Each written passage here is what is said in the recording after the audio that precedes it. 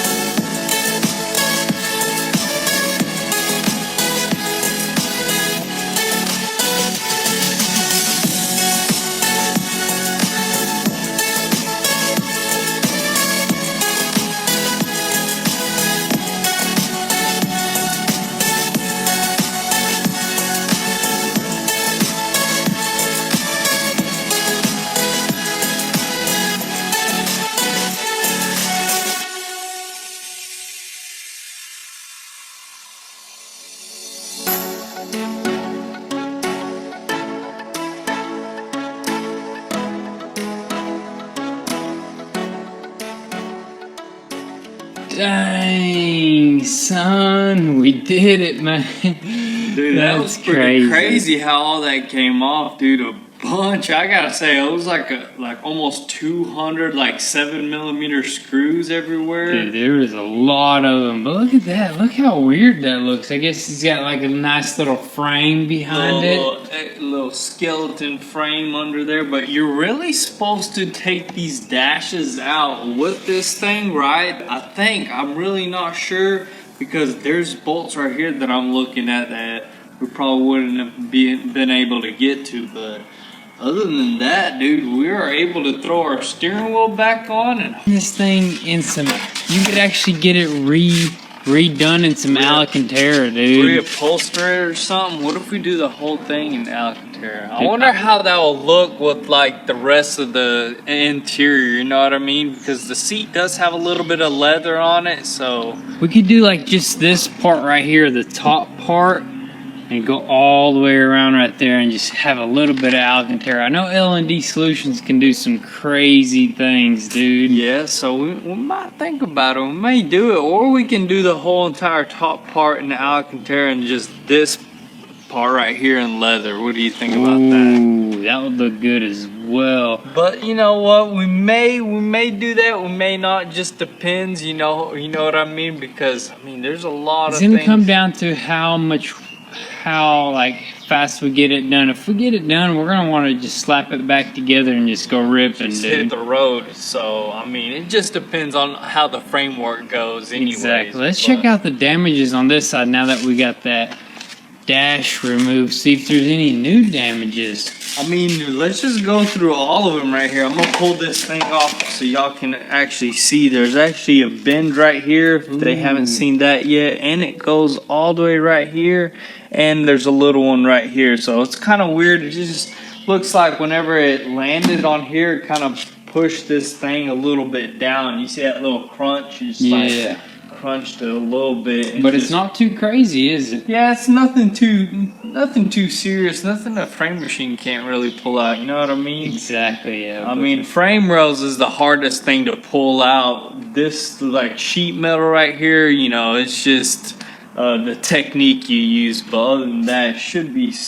pretty dang simple. But as for the inside, I did see one little crease right here. You see that? Oh yeah. I don't know what that's all about, but ain't nothing too crazy. But dude, go on this side and look at actually on the inside over here. Imagine driving it like this, dude. Ooh, we're gonna do it. We're gonna have to. We're gonna drive it up onto the frame machine and all that good stuff. What we got here? Look, you see this right here? This is the actual bend that actually, whenever it slammed down, so it kind of like pinched it right there, which that's probably the worst of it out of this whole entire, you know, thing right here. So, I mean, it doesn't even go up to here. You see the damage only starts right here. So, I mean, we're not looking too bad, you know what I mean? It looked a lot worse than whenever we got it. I mean, it does look a lot worse now ever since we ripped it apart. Dude, it looks crazy right now. I don't know if you'll ever see a Trackhawk in this condition ripped Almost apart. looks like a parts car, you know what I mean? Dude, Might as well just part it out. I was thinking, the whole time we were taking this thing apart, I was thinking like, dude, we're gonna have fun putting this thing back together, man. Dude, don't even talk about that right now. Sucker will start.